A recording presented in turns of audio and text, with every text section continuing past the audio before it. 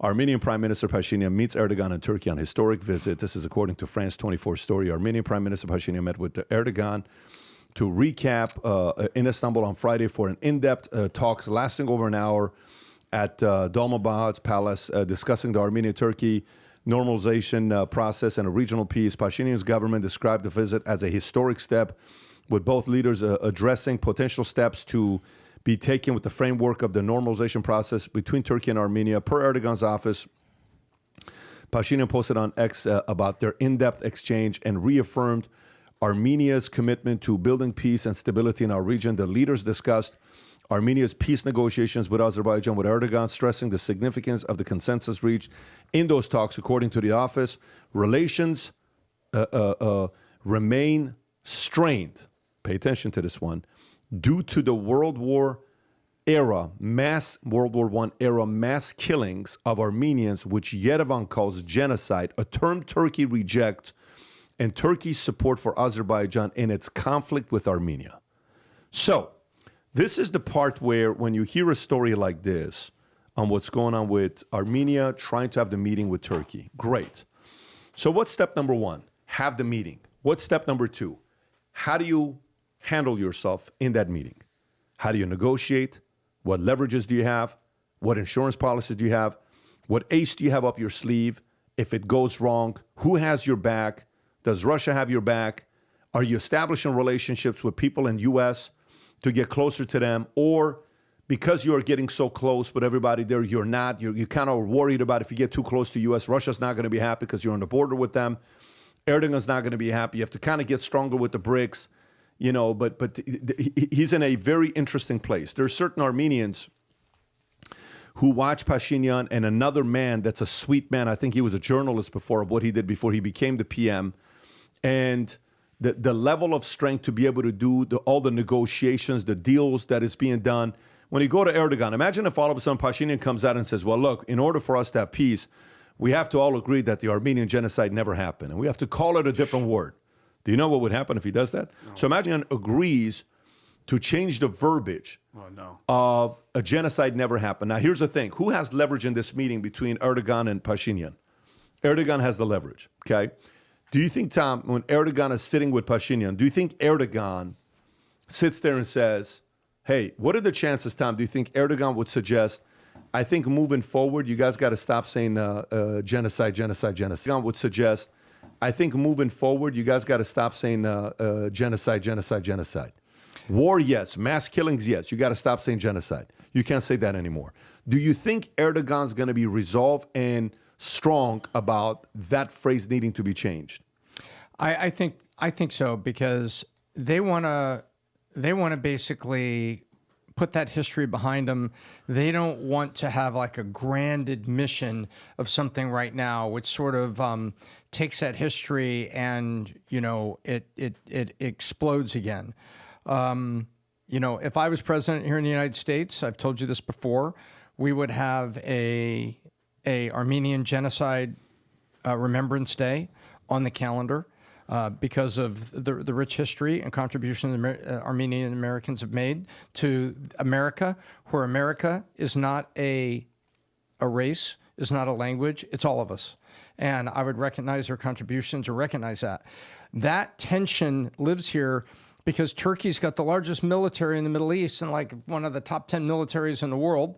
And they're strategically significant, and they've had U.S. bases. So you've had all these U.S. presidents saying, we probably shouldn't say the G word with the Turks because we got all these bases, and we needed these bases there, you know, especially the Air Force bases, because it was strategically significant in the Cold War versus Russia because of the geographic location of Turkey.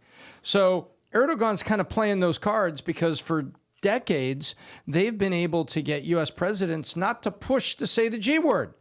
And because they've been able to play the card, well, there's strategic significance here. Why do you want to kick all my people in the teeth? Why do you want to do this? That happened so long ago. So it's so long ago. Can't we get past it? And can we just refer to it as part of the horror of World War I?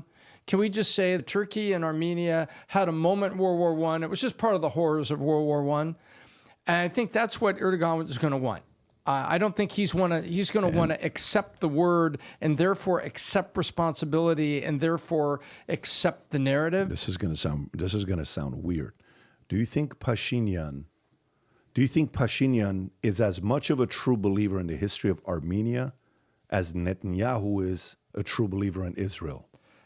I don't know enough about him to make an assessment. What do you think? I don't know either. But let me tell you something. If you're a proud Jew from Israel and you're seeing the support for Netanyahu increasing during this tension that they're having, do you like a guy that is Israel first? Do you like that Trump is America first? Is Pashinyan Armenia first? Is he Pashinyan first? I don't know what he is first. I don't know. But when you go into these rooms, like if I send you in insurance, we'd give you 20 appointments. And I would send you into rooms. And you go sit at the kitchen table with the husband and wife. Let's just say we knew they were qualified, they were ultra-high net, whatever you want to call it. I would judge you on if you close the deals or not. Yeah. I would say, nah, he's not a closer. Then I would try Tom. I'm like, no, Tom closes. Moving forward, I'm going to send Tom in those meetings. When we send Trump in meetings, do you think Trump's a closer? 1,000%. I don't know if Pashinyan is a closer. Maybe he is. Maybe he's not. We know Erdogan's a closer. Oh, yeah. You don't have to like him. You think he's Turkey first? Of course. He's 100% Turkey first. Yeah. So to me, I don't know if Pashinyan has the same swagger when he walks in. And somebody may say, well, they're small, though. Israel is small. Netanyahu acts big. He built some strong alliances. Can Pashinyan do that? Does Armenia need a leader like that? Maybe, maybe not. When it comes down to merch, especially with all the timing that we have going on. Look, if you ever wonder why we don't do sponsorships, because our own companies are putting us in a position with the customers. I say this to you all the time.